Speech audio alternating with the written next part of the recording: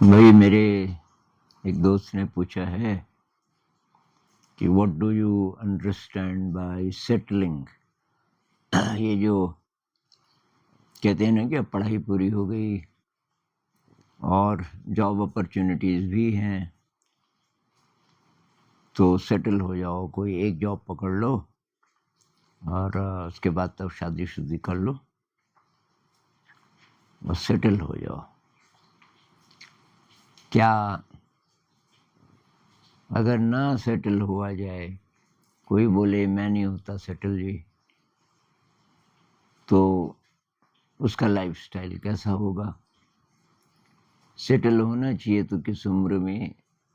ये इस तरीके के सवाल। अब मैं अपने अनुभव से बोलूं तो भाई मैं तो कभी सेटल नहीं हुआ, अभी तक भी नहीं। सेटल का मतलब कि ये एक फीलिंग कि ये जगह मेरी है, ये मेरा जॉब है, ये मेरा परिवार है, इत्यादि इत्यादि। तो मेरा हमेशा ये रहता है कि ये कुछ समय के लिए है। और चलो खैर, अब ये तो नई स्थिति है, पर पहले भी मेरे साथ उल्टा होता था। कहीं जॉब लगी तो मैं यही देखता था कि कितना टाइम रहना है यहाँ। अगर ऐसा लगे कि भाई यहीं रहना है तो तब मुझे वो मंजूर नहीं था। एक जगह ऐसा हुआ, वहाँ मैं 40 ही दिन रहा, तो वहाँ जॉब लगी टीचिंग में, और जो हेड मास्टर जी थे उनसे मेरी दोस्ती हो गई काफ़ी। तो कहने लगे कि आपको बस अब 2-3 महीने में हेड मास्टर बनाएंगे, क्योंकि जो पुराना हेड मास्टर है वो जा रहा है कहीं दूसरी जगह। और तो मुझे यहाँ बहुत कम टाइम हुआ था। उन्होंने फ्लैट दिखाया, एक फ्लैट 2 रूम सेट वहाँ बना हुआ था पहले से, पर उस पर कोई रह नहीं रहा था अभी कि वो आपका रहेगा।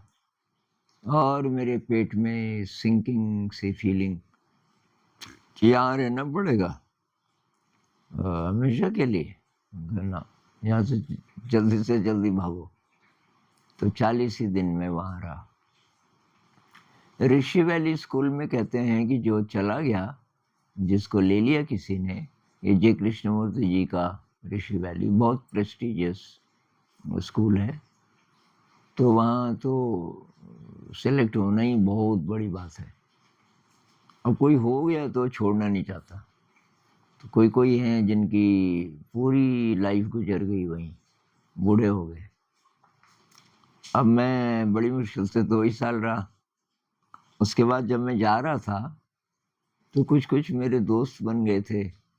मैनेजमेंट में भी 1-2 लोग थे जो मुझे बहुत पसंद करते थे। तो कहने लगे कि यार तू जा क्यों रहा है, क्या मजबूरी है? मैंने कहा मजबूरी नहीं, बस सीख लिया मैंने जो सीखना था। मैं यहाँ एक तो कृष्णमूर्ति जी को मिलने आया था वो तो मिले पहले साल, अब वो गुजर गए। ये बात 86 की है, 85 में मैं उन्हें मिला था वहीं। और मैंने कहा उनकी बुक्स भी सब पढ़ ली मैंने, उनकी जो ये कैसेट्स थी वो सारी सुन ली। और तो अब क्या है यहाँ? अरे कि इतनी अच्छी जगह है। मैंने कहा ना अच्छी, ऐसी शांति निकेतन में थोड़ा और रहने का मन था, पर वहाँ मुझे मदद मिली। कुछ बुजुर्ग लोगों ने बोला कि ये बहुत ही ज़्यादा आकर्षक जगह है और यहाँ से निकलो, क्योंकि जवान लोग यहीं फंस जाते हैं।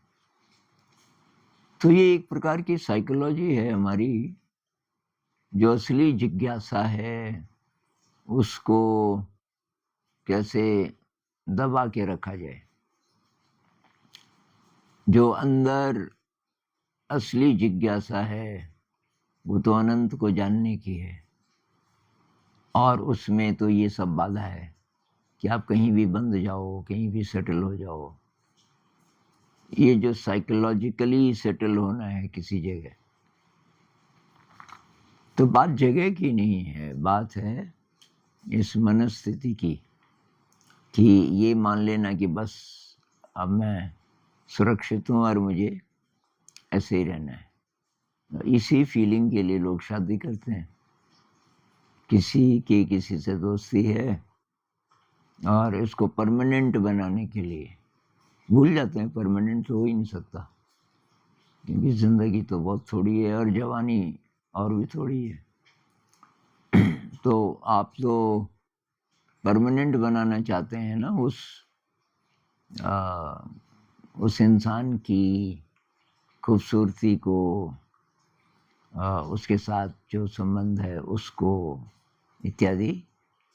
ये तो सब परिवर्तनशील है, हर पल तो सब कुछ तो बदल रहा है, और फिर धीरे धीरे धीरे डेथ भी है, तो कितना परमानेंट।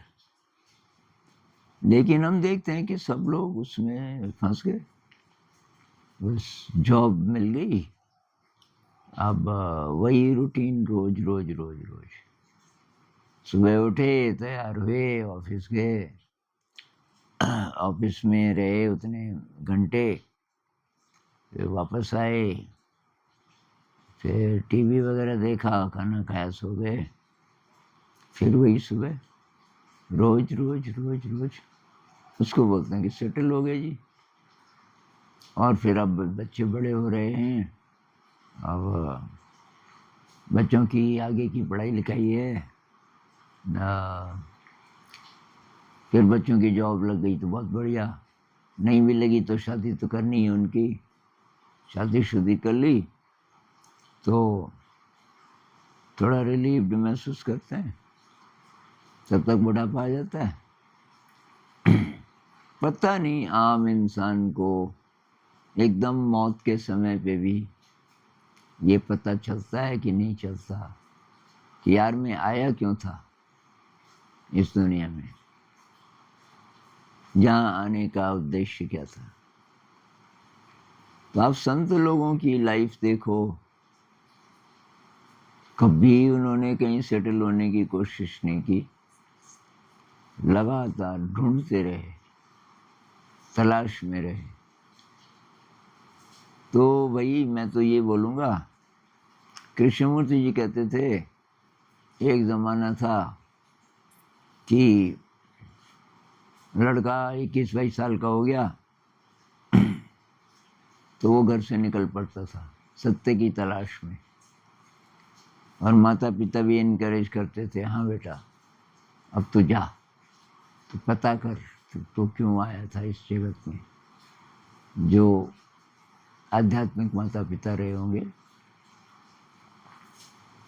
तो आजकल जो माता पिता हैं वो चिंता डाल देते हैं, उसी उम्र में इतना स्ट्रेस डाल देते हैं, कॉम्पिटिटिव एग्ज़ाम में निकलना ही निकलना है तुझे, और इतना पैसा खर्च किया तेरे पे, और नौकरी पे तो नौकरी करेगा, ये करेगा, वो करेगा। उसके दिमाग में ये स्पेस ही नहीं रहता कि यार ये सब तो नहीं भी होगा तो क्या फर्क पड़ जाएगा, नहीं निकलूँगा, कुछ और कर लूँगा, रोटी तो कमा ही लूँगा। असली सवाल है जीवन का उद्देश्य क्या है। तो मेरे ख्याल से तो जो समझदार माता पिता हैं उनको बच्चे को ये पहले से ही बताना चाहिए कि बेटा कर, पूरी कोशिश कर, पढ़ाई लिखाई कर ले, कंपटीशन में भी बैठ जा, निकल जाए तो बढ़िया, कोई नौकरी करनी है तो कर लेना, असली चीज़ मत भूलना। और असली चीज़ ये है कि भाई तू आया क्यों था, इस जगत में आया क्यों था। इस और बात कभी करेंगे। नमस्कार।